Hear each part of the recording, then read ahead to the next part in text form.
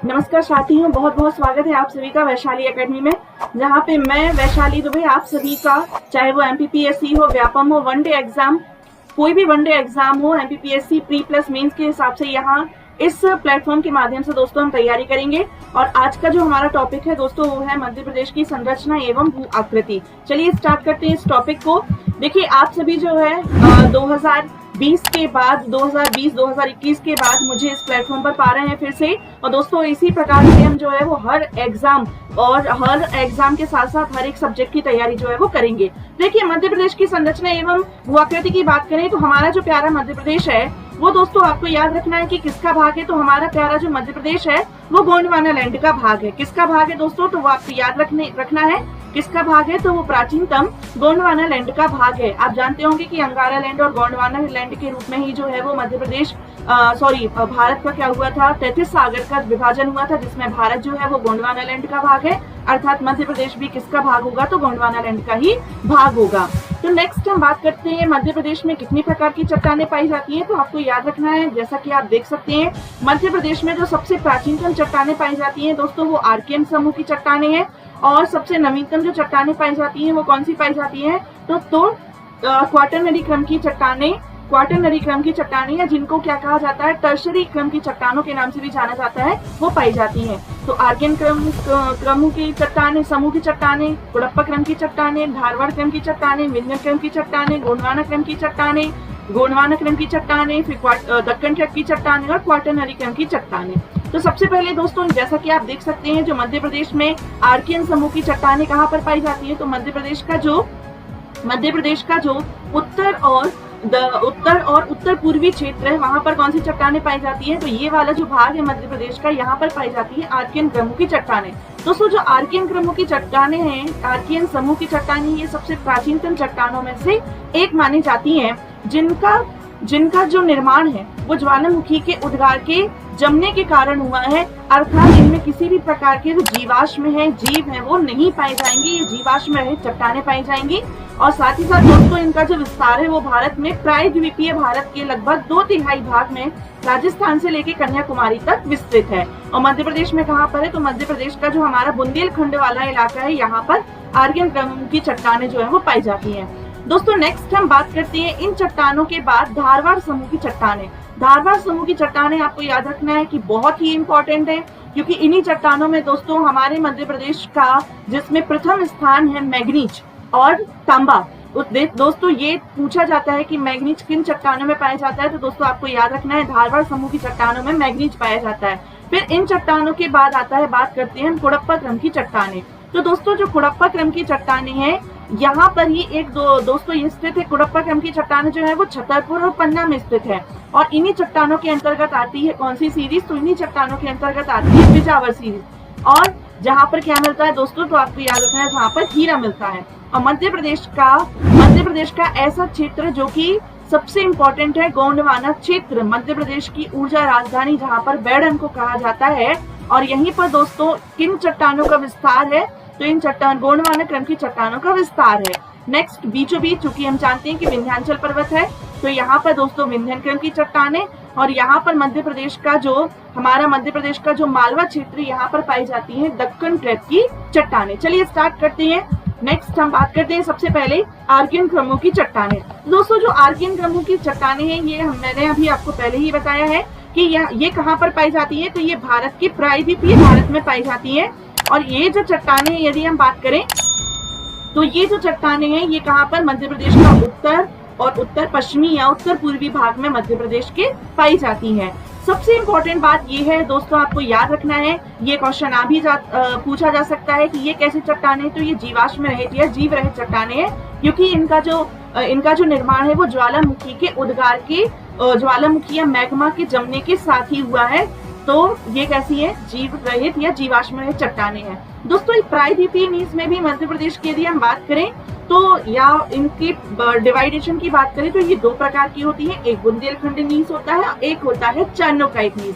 दोस्तों बुंदेलखंड नीस की बात करें तो आपको याद रखना है, जो इनकी मेन बातें हैं वो मैं आपको डायरेक्ट बता देती हूँ कि जो बुंदेलखंड नीस है इनके कणों का आकार बड़ा होता है। और ये कैसे दिखाई देती है, तो ये ग्रेनाइट के समान दिखाई देती है। कैसी है बुंदेलखंड नीस, कैसा है, तो आपको याद रखना है जो बुंदेलखंड नीस है ये कैसी होती है, इनके कणों का आकार, ये जो चट्टानें होती हैं इनके कणों का आकार कैसा होता है, बड़ा होता है और ये ग्रेनाइट के समान दिखाई देती हैं, जो कि महाराष्ट्र हो गया, राजस्थान है, मध्य प्रदेश, आंध्र प्रदेश, तमिलनाडु में पाई जाती हैं। दोस्तों दूसरी हम बात करते हैं चार्नोकाइट नीस की। तो चार्नोकाइट नीस की जो चट्टानें हैं इनके कणों का आकार आपको याद रखना है। देखिए क्योंकि एक ये चट्टान है तो चट्टान में भी क्या है, छोटे छोटे से कण है, कणों का समूह है। तो यहाँ पर आपको याद रखना है जो चार्नोकाइट नीस है इसे नीलगिरी नीस के नाम से भी जाना जाता है और ये नीली भूरी रंग की चट्टानें होती है जिनके कणों का आकार कैसा होता है, सूक्ष्म होता है, आपको ये याद रखना है। और इनके जो कोलकाता के संस्थापक, आपको पता ही होगा कि कोलकाता के संस्थापक, यदि नहीं भी पता है तो बिल्कुल घबराना नहीं है, क्योंकि दोस्तों इस प्लेटफॉर्म के माध्यम से चाहे वो हम साइंस एंड टेक हो, हिस्ट्री हो, पॉलिटी हो, ज्योग्राफी हो, हिंदी हो, हम एमपी हो, हम सभी जो सब्जेक्ट हैं जीके का पूरा पोर्शन जो है वो हम इस एकेडमी के माध्यम से कवर करेंगे। तो देखिए कोलकाता की संस्थापक जो चार्नोकाइट के नाम पर इन चट्टानों का क्या किया गया है, तो इनका नामकरण किया गया है, जो झारखंड हो गया, झारखंड में स्थित है। नेक्स्ट आता है दोस्तों आर्कियन समूह की चट्टानों के बाद धारवाड़ शैल समूह, क्योंकि आर्कियन की ही बात कौन सी चट्टानें, उनसे ही कौन सी चट्टानें मिलती है, उनका अपर्दन होता है, आच्छादन होता है, अनाच्छादन होता है, तो उससे कौन सी चट्टानें मिलती है, तो धारवाड़ शैल समूह की चट्टानें मिलती हैं। देखिए इनका जो विस्तार है, धारवाड़ समूह का जो विस्तार है आप यहाँ पर देख सकते हैं कि कहाँ पर है, तो धारवाड़ क्रम की चट्टानें जो है वो मध्य प्रदेश का दक्षिणी हिस्सा है, मध्य प्रदेश का जो बालाघाट छिंदवाड़ा क्षेत्र है, यहाँ पर कौन सी चट्टानें मिलती है, धारवाड़ शैल समूह मिलती है। और दोस्तों आपको एक बहुत इंपॉर्टेंट ये क्वेश्चन पूछा जाता है कि चाहे वो सकौली हो, सौसर हो, सौसर सीरीज हो, सकौली सीरीज हो, चिल्पी सीरीज है, ये किसका भाग है, तो आप याद रखेंगे सकौली, चिल्पी और सौसर, ये तीनों का तीनों भाग किसका है, तो ये धारवाड़ शैल समूह की चट्टानों का ही भाग है। और यहाँ पर दोस्तों क्या मिलता है, तो आपको याद रखना है यहाँ पर मिलता है दोस्तों मैग्नीज। क्या मिलता है, मैग्नीज। ये कैसी चट्टानें हैं, इनमें भी जीव रहित हैं, जीवाश्म रहित हैं, इनमें किसी भी प्रकार का जीव और जीवाश्म नहीं मिलता है। और ये किससे मिलके बनी हुई है, ये किन के अपर्दन या किन के अनाच्छादन से मिलके मिली हुई है, बनी हुई है, तो जो आर्कियन समूह की चट्टानें उनका ही डेन्यूडेशन और इरोजन हुआ है, तब कौन सी बनी है, धारवाड़ शैल समूह बना हुआ है। नेक्स्ट दोस्तों हम बात करते हैं कुड़प्पा क्रम की चट्टानें। तो देखिए कुड़प्पा क्रम की चट्टानें, जैसा कि आप मैप में देख सकते हैं कि ये कुड़प्पा क्रम की चट्टानें है, ये कहाँ पर आती है, मध्य प्रदेश का जो पन्ना छतरपुर एरिया है यहाँ पर मिलती हैं। और इन्हीं चट्टानों में, इन्हीं चट्टानों का ही भाग क्या है, तो इन्हीं चट्टानों का भाग है दोस्तों बिजावर सीरीज। कौन सी सीरीज, बिजावर सीरीज। ये बहुत ही इंपॉर्टेंट है कि बिजावर सीरीज कई एग्जामों में पूछा जा चुका है कि बिजावर सीरीज किसका भाग है, तो बिजावर सीरीज किसका भाग है दोस्तों, कुड़प्पा क्रम की चट्टानों का भाग है। प्राइड्यूपीनीस किसका भाग है, आर्कियन समूह की चट्टानों या बुंदेलखंडनीस किसका भाग है, आर्कियन क्रमों की चट्टानों का भाग है। धारवाड़ समूह की चट्टानों का कौन कौन से 3 भाग थे, अभी हमने पढ़ा था धारवाड़, सबसे पहले आर्कियन, आर्कियन के बाद धारवाड़, धारवाड़ के बाद कुड़प्पा। आर्कियन का समूह कौन से थे, तो बुंदेलखंडनीस और चार्नोकाइट। फिर आती है धारवाड़ समूह की चट्टानें। धारवाड़ समूह की चट्टानों के भी 3 भाग थे, एक चिल्पी, सकौली और सौसर, ये आपको याद रखना है। और वैसे मैं एक बात बताना भूल गई हूँ कि जो चिल्पी, सकौली और सौसर है, तो आपको याद रखना है जो सौसर सीरीज है ना, जो सौसर सीरीज है ये कहाँ पर पाई जाती है, तो ये आपको याद रखना है कि जो सौसर सीरीज है ये छिंदवाड़ा में पाई जाती है। जो सकौली सीरीज है, जो सकौली सीरीज है ये आपको याद रखना है कि जो सकौली सीरीज है ये बालाघाट हो गया, छिंदवाड़ा हो गया, जबलपुर हो गया, यहाँ पाई जाती है। और जो चिल्पी सीरीज है आपको ये याद रखना है कि ये जो चिल्पी सीरीज है ये बालाघाट के अंतर्गत, तो मेनली जो सकौली सीरीज है ये जबलपुर वाले इलाका में, जो जबलपुर वाला जो क्षेत्र है यहाँ पर पाया जाता है, कौन सी, सकौली सीरीज। तो देखिए सौसर सीरीज छिंदवाड़ा में, सकौली सीरीज जबलपुर में, और जो हमारा चिल्पी सीरीज है ये बालाघाट छिंदवाड़ा में मिलती है। फिर उसके बाद देखिए कुड़प्पा क्रम की चट्टानें। कुड़प्पा क्रम की चट्टानों के अंतर्गत ही आता है, ये चट्टानें कहाँ पाई जाती हैं, तो ये चट्टानें पाई जाती हैं छतरपुर, पन्ना में पाई जाती हैं कुड़प्पा क्रम की चट्टानें, जहाँ पर क्या मिलता है, हीरा। और हीरा इसी कुड़प्पा क्रम का ही भाग है बिजावर सीरीज।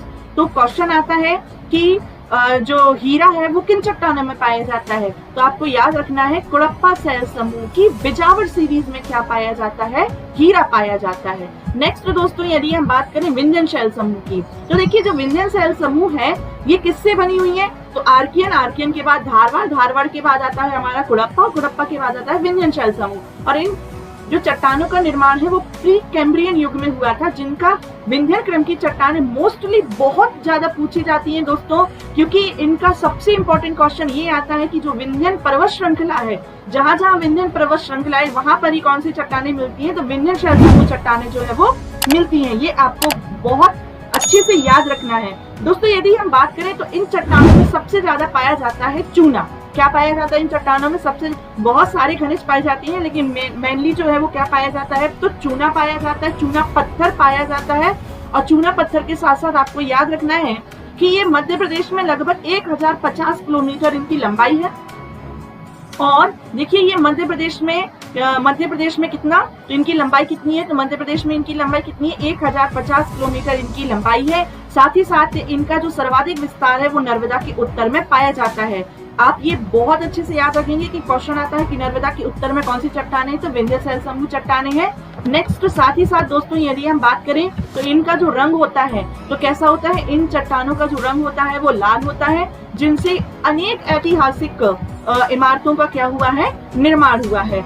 नेक्स्ट दोस्तों यदि आपने देखा होगा कि जो रायसेन है ना, भीमबेटका में भी जो है वो लाल बलुआ पत्थर का जो है वो प्रयोग किया गया था। नेक्स्ट हम बात करते हैं गोंडवाना क्रम की चट्टानें। तो दोस्तों गोंडवाना क्रम की चट्टानें ये कैसी चट्टानें हैं, तो ये एक परतदार, अभी तक जितनी हम चट्टानें पढ़ रहे थे वो कैसी थी, वो दोस्तों आप याद रखेंगे वो सभी कैसी थी, जीवाश्म में रहती, जीव रहित थी। लेकिन जो विंध्यन क्रम की चट्टान है उसके बाद से ही जीवाश्म मिलना जो है, या जीव या परतें जो है वो मिलना क्या हो जाती है, इन चट्टानों में जो है वो लेयर्स मिलना क्या हो जाती है, चालू हो जाती है।